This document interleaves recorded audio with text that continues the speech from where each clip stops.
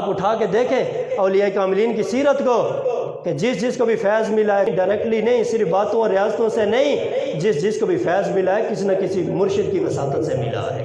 بغیر مرشد کے بات بنتی ہی نہیں ہے۔ خواجہ احمد سرہندی رحمۃ اللہ تعالیٰ علیہ امام ربانی مجدد الفسانی ہیں، لیکن انہیں بھی فیض لینے کے لیے خواجہ باقی باللہ کی بارگاہ کے اندر جانا پڑا۔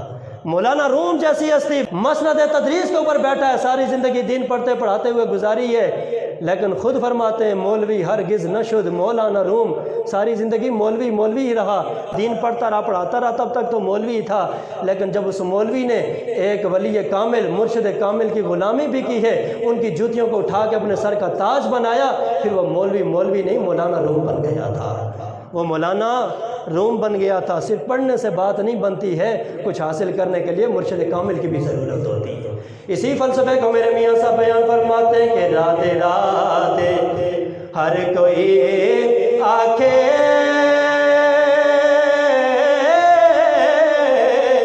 میں بھی آنکھاں رادے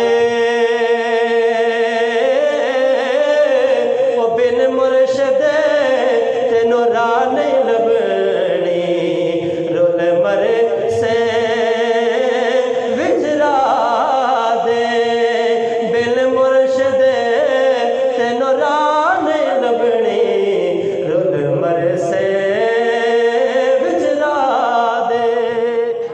یہ فیض مرشد کی وساطت سے ملتا ہے۔ جب تک مرشد کامل نہ ہو نا تو تب تک بگڑی نہیں بنتی، بندہ منزل مقصود پہ کبھی بھی نہیں پہنچتا۔ معین الدین چشتی اجمیری کو جو کمال ملا ہے، فیض ملا ہے، خواجہ عثمان ہارونی کی بارگاہ سے ملا ہے۔ خواجہ عثمان ہارونی کی بارگاہ میں گئے، جا کر بیعت کی، جب بیعت ہو گئے پھر انہوں نے ریاستیں بھی کروائی، مجاہدے بھی کروائے، چلے بھی کٹوائے۔ جب چلے مکمل، ریاستیں مجاہدے مکمل ہوئے نا، پھر اس کے بعد جا کر اپنی خلافت عطا فرمائی، اس کے بعد جا کر خرقہ خلافت عطا فرما۔ جب اپنی خلافت عطا فرمائی پھر بھی ادھورا نہیں چھوڑا۔ خلافت دینے کے بعد خواجہ عثمان ہارونی فرماتے ہیں معین الدین آؤ، اب ہم تمہیں امام الانبیاء کی بارگاہ میں لے کے چلتے ہیں۔ خواجہ معین الدین چشتی اجمیری کو مرشد کامل لے کر گئے سیدھا حضور کے دربار میں، سیدھا حضور کے دربار میں جا کر فرمایا اے معین الدین، آقا حضور کی بارگاہ میں سلام عرض کرو۔ مرشد کامل حضور کی بارگاہ بھی آداب بھی سکھا رہے ہیں، طریقہ بھی سکھا رہے ہیں، بارگاہ مصطفیٰ میں حاضری کیسی دینی ہے، بولو سبحان اللہ۔ خواجہ معین الدین چشتی اجمیری رحمۃ اللہ تعالیٰ علیہ نے حضور کی بارگاہ میں سلام کیا۔ سلام کا انداز کیا ہے؟ عرض کرتے السلام علیکہ یا امام المرسلین، اے نبیوں کے سردار، اے رسولوں کے امام، تم پہ سلام ہو، تم پہ سلام ہو۔ معین الدین چشتی اجمیری حضور کے روضہ انور پہ کھڑے گئے، آقا حضور روضہ انور کے اندر موجود ہے، بارگاہ مصطفیٰ میں سلام عرض کیا، اے نبیوں کے امام آپ پہ سلام ہو۔ ادھر سلام پیش کیا معین الدین چشتی اجمیری نے، حضور کے روضے سے آواز آئی وعلیک السلام یا معین الدین۔ اللہ اکبر، حضور کی بارگاہ میں سلام عرض کیا، میرے آقا کے روضے سے آواز آئی وعلیک السلام یا معین الدین، اے معین الدین تم پہ سلام ہو، تمہارے اوپر بھی۔ اس کا مطلب یہ ہے کہ حضور کی ذات پہ محبت سے درود پڑھا جائے، حضور سنتے بھی ہیں اور جواب بھی عطا فرماتے ہیں۔ آقا حضور کی حدیث اسمع صلاۃ علی محبتی وارفہم، کوئی محبت سے درود پڑھے میں سنتا بھی ہوں اور جواب بھی عطا فرماتا ہوں۔ سلام کیا حضور کی بارگاہ میں، حضور نے سلام سنا بھی، جواب بھی دیا، حضور نے پہچانا بھی، فرما وعلیک السلام یا معین الدین، اے معین الدین تم پہ بھی سلام ہو، تم پہ بھی سلام و سلام کا جواب دیا آقا حضور نے۔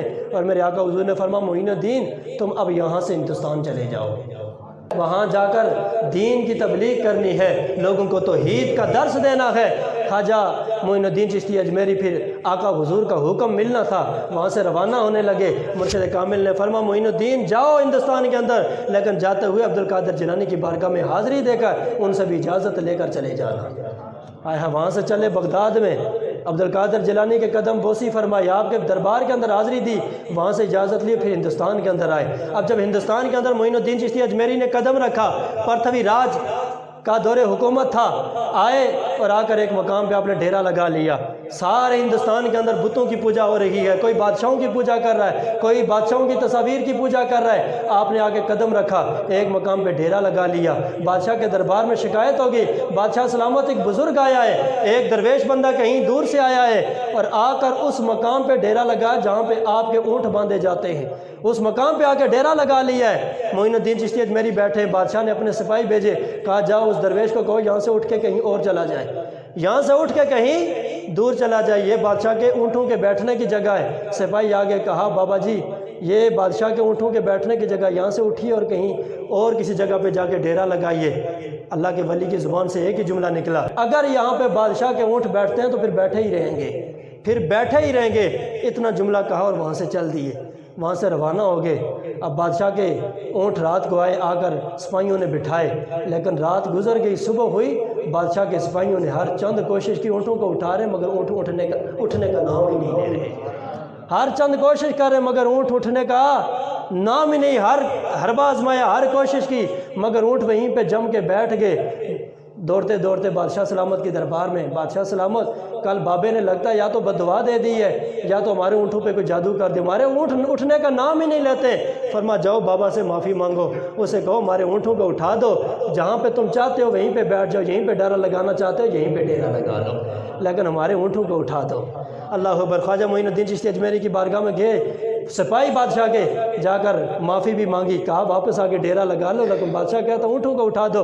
خواجہ معین الدین چشتی اجمیری رحمۃ اللہ تعالیٰ علیہ واپس اسی مقام پہ آئے جن اونٹوں کو سپاہیوں نے بڑی کوششوں کے باوجود بھی اونٹوں کو اٹھا نہ سکے۔ خواجہ معین الدین جو ہی سامنے آئے، اونٹوں کی نظر خواجہ معین الدین چشتی اجمیری کے اوپر پڑی، سارے کے سارے اونٹ اٹھ کے کھڑے ہو گئے، سارے کے سارے اونٹ اٹھ کے کھڑے ہو گئے۔ ادھر ہندوں نے جب خواجہ صاحب کی یہ کرامت دیکھے، ہندوں کی زبان پہ کلمہ طیبہ جاری ہو گیا، لا الہ الا اللہ، لا الہ